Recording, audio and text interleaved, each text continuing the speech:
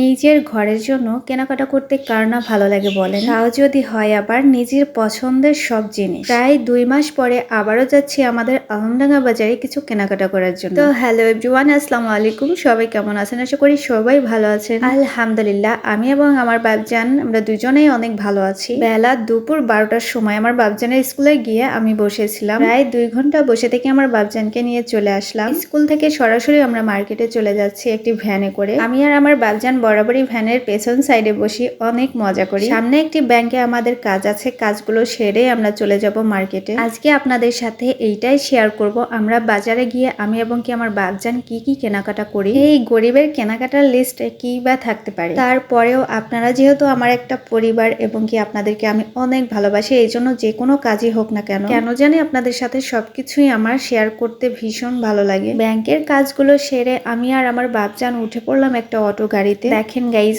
অটোতে উঠলেই আমার বাবজানের মাথাটা খারাপ হয়ে যায়, ভ্যানে চড়ে আসলেই সে অনেক খুশি। এই জন্য আমরা বেশিরভাগই ভ্যানে চলাফেরা করি, কারণ আমার বাবজানের অটোতে উঠলেই সমস্যা হয়, অন্য কোনো যানবাহনেই সে উঠতে পারে না। দেখতে দেখতেই চলে আসলাম মার্কেটের একদম কাছে। কিছুটা সময় হেঁটে আমাদের মার্কেটের মধ্যে যেতে হবে। আমার সাথে আমার বাবজান দুষ্টুমি করতে করতে রাস্তা দিয়ে যাচ্ছিল। আমরা যেখানেই যাই মা ছেলে দুজনেই অনেক দুষ্টুমি করি। মার্কেটের মধ্যে এসে আমার বাবজান দেখেন গাইস আমাকে রেখেই সে চলে যাচ্ছে। আমার খুব হাসি পাচ্ছিল। আমার বাবজান বলছে, তুমি আমার পেছন পেছন আসো, তোমাকে নিয়ে যাচ্ছি। আমি তখন মনে মনে এইটাই ভাবছিলাম, আমার এই ক্ষণিকের জন্য একাকিত্ব জীবনে আমার এই ছোট্ট বাবজানই একদিন আমাকে ভরসা দেবে। এখন না হয় আমিই আমার ছোট্ট বাবজানটাকে আগলে রাখছি, আর মাত্র 2-4 বছর পরে দেখবেন যে আমার এই ছোট্ট বাবজানটাই একদিন আমাকেই আগলে রাখছে। যাই হোক, প্রথমে আমরা কয়েকটা দোকান ঘুরে ঘুরে আমার বাবজানের পায়ের জন্য স্যান্ডেল দেখছিলাম, রেগুলার স্কুলে পড়ে যাওয়ার জন্য। 2-1 দোকান দেখে আমার বাবজানের জন্য একজোড়া স্যান্ডেল পছন্দ করে নিলাম। এইদিকে দোকানদার ভাইয়াটা আমার বাবজানের পা দেখে বড় বড় স্যান্ডেল নামাচ্ছিল। আসলে দোকানদারেরা তার পা দেখে আন্দাজ করতে পারছিল না। যাই হোক, অবশেষে আমার বাবজানের একজোড়া স্যান্ডেল ম্যাচ হয়ে গেল। এরপর আমরা চলে গেলাম আমাদের ঘরের জন্য কয়েকটা জিনিসপত্র কেনার জন্য। এর আগেও এসে কিন্তু আমি পছন্দ করে দেখেও গিয়েছিলাম। এই জন্যই তো বলেছিলাম ভাই, আমরা গরিব মানুষ, টাকা পয়সা খুবই কম, এই জন্য নিতে পারিনি। তাই আজ অনেকদিন পর চলে আসলাম, দেখি আজকে কিনতে পারি কিনা। যাই হোক, যতটুকু জিনিসই হোক না কেন, যত ছোটখাটো জিনিসই হোক না কেন, ঘরের জন্য জিনিসপত্র কিনতে আমার কেন জানি খুবই ভালো লাগে। বরাবরই কেন জানি আমি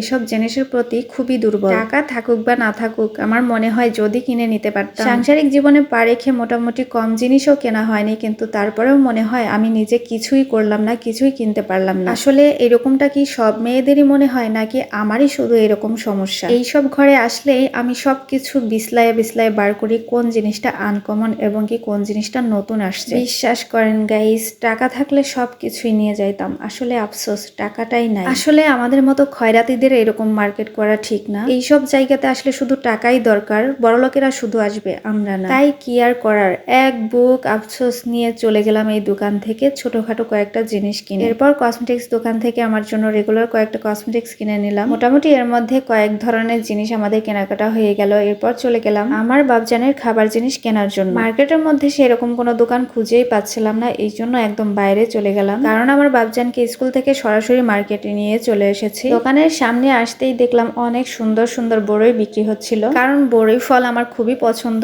এবং কি আমি বাজারে আসলেই যদি পছন্দ হয় কিনে নিয়ে যাই। এইদিকে আমার বাবজানের যেহেতু খিদে লেগেছে, এই জন্য আমি এখানে বসি আমার বাবজানকে খাইয়ে নিলাম। কি ভাবছেন এইখানেই শুধু শেষ? আমার বাসার জন্য কিন্তু এখনো অনেক কেনাকাটা বাকি। ওই যে বললাম বাড়ির জন্য অনেক কিছু কেনাকাটা করব, এই জন্য চলে আসছি দেখেন মশলার বাজারে। 1 মাসের জন্য অনেক কিছু এখান থেকে কিনে নিলাম এবং কি অন্য একটা দোকানে চলে আসলাম তেল এবং কি বাবজানের জন্য নুডলস আর পাস্তা কিনে নিলাম। আমরা এই বাজারে আসলেই আমাদের পরিচিত কয়েকটা দোকান থেকে আমরা কেনাকাটা করি, কারণ এইখানে এই দোকানগুলোতে খুব ভালো ভালো জিনিস পাওয়া যায়। যাই হোক, এতগুলো বাজার আমার একার পক্ষে নিয়ে যাওয়া সম্ভব হচ্ছিল না। দোকানের সামনে দাঁড়িয়ে থাকা অবস্থাতেই অটোওয়ালাকে পেয়ে গেলাম। কেনাকাটা শেষ করে আমরা চলে যাচ্ছি বাড়ির দিকে। আর এইদিকে রাস্তায় এতটা পরিমাণ জ্যাম ছিল যে অনেকক্ষণ যাবত অটোর মধ্যেই আমরা বসেছিলাম। তো গাইস, মা ছেলের এই ছোটখাটো জিনিসগুলো কেনাকাটা করার ভিডিওটা আপনাদের কাছে কেমন লেগেছে অবশ্যই কমেন্ট করে জানিয়ে যাবেন। আপনারা তো সবাই জানেন বাবুর আব্বু প্রবাসে চলে গেছে, এই কারণেই আমরা একা হয়ে গেছি একদমই। যেখানেই যাই আমার বাবজানকে সাথে নিয়ে আমরা একাই কেনাকাটা করি। গাইস, আজকের মতো ভিডিওটি এই পর্যন্তই। সবাই ভালো থাকবেন, সুস্থ থাকবেন। আল্লাহ হাফেজ, আসসালামু আলাইকুম।